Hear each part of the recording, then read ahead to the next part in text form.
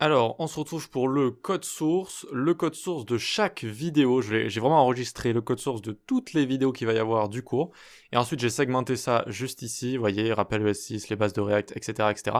Donc, imaginons, vous avez un problème quelque part au niveau de l'API de contexte ici, au niveau de la création du dark mode. Hop, vous pouvez venir et vous pouvez regarder directement dans tous les composants, dans le contexte qu'on va créer juste ici. Qu'est-ce qui se passe, où est l'erreur, etc. Je ne dis pas ça pour me dédouaner et en fait vous empêcher de poser des questions. Évidemment, si vous avez des questions, vous en posez autant que vous voulez.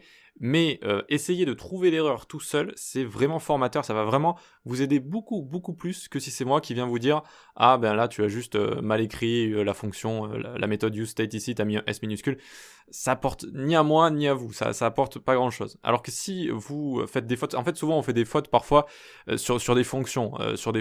Eh bien on les appelle et souvent on fait la même faute, ça arrive souvent en fait. Et donc si on trouve ces endroits où on fait des fautes souvent, eh bien ça ne va plus nous arriver après, on va pouvoir prévenir ces fautes par la suite. Alors que si c'est moi qui viens vous faire de la revue de code et qui vient vous dire que vous avez fait une erreur quelque part, ça va pas servir à grand chose. Ok, bon, néanmoins si ça fonctionne toujours pas évidemment et en ayant regardé le code source, eh bien posez-moi toutes les questions que vous voulez. Donc le code source, comment on fait pour le télécharger? Hop, hop, hop, on vient ici donc et on clique sur code et on fait download zip. On va l'ouvrir et on va faire cette formation avec VS Code. VS Code, ça s'appelle Visual Studio Code, c'est un éditeur de code.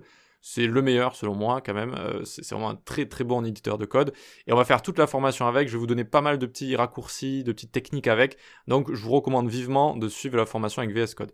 Néanmoins, si vous voulez la suivre avec autre chose, vous pouvez, avec n'importe quel éditeur, ça fonctionne aussi. Mais je vais quand même donner plein de petites techniques et je trouve que travailler avec React sur VS Code, c'est un plaisir par rapport aux autres éditeurs. Ok, donc une fois qu'on a téléchargé le code source, on va l'ouvrir avec VS Code et on arrive ici, donc on a vraiment accès à tout le code source à chaque fois de chaque vidéo, on va vraiment avoir accès à tout ce qu'il faut. Donc on est sur VS Code, c'est-à-dire que là on va coder par exemple avec autosave d'activer, vous n'êtes pas obligé, mais ça permet d'enregistrer automatiquement une fois que vous avez fini de coder, vous levez les touches, les doigts du clavier et ça va sauvegarder automatiquement, donc c'est assez sympa. Et ensuite, ici, donc dans les extensions, on va installer ES7 React Redux. Ici, ça permet de faire des raccourcis pour créer des composants plus facilement avec React. Donc j'ai pas trop d'extensions ici parce que je suis sur un PC qui me sert juste à tourner les formations. Et donc voilà, vous avez juste à l'installer et puis de toute façon j'en reparlerai un petit peu plus tard. Très bien, très bien. Qu'est-ce que je pourrais vous dire de plus sur VS Code? Il y a Emmet d'installer de base. C'est une extension en fait qui est devenue si populaire qu'elle est installée de base sur VS Code, vous n'avez rien à faire. Et c'est l'extension qui vous permet de faire div.maclass par exemple. Vous appuyez sur Entrée ou sur Tab et ça vous crée une div maclass comme ça. Ou div hashtag mon ID par exemple. Hop, ça vous écrit ceci. Ou div à l'intérieur ul, à l'intérieur li.item x6. Hop, et ça vous écrit ceci. Donc, Emmet, c'est génial, ça fonctionne très facilement avec de l'HTML, mais ici, en fait, on va coder dans ce qu'on appelle du JSX, je vais tout vous expliquer juste après, et il se peut que parfois Emmet ne fonctionne pas directement ici dans notre return. Donc, ce qu'on fait, on fait CTRL-MHP, on fait Open Settings, JSON, vous voyez, Open Settings JSON, comme ça, tac. Ça nous ouvre nos paramètres, si vous voulez, de VS Code, comme ça, et vous allez juste écrire ceci, emmet.include languages, comme ça, JavaScript React, voilà. Vous avez juste à le rajouter, c'est un fichier JSON avec vos paramètres.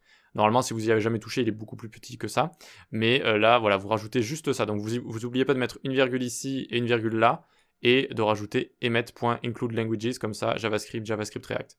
Voilà, et là, ça va fonctionner à tous les coups.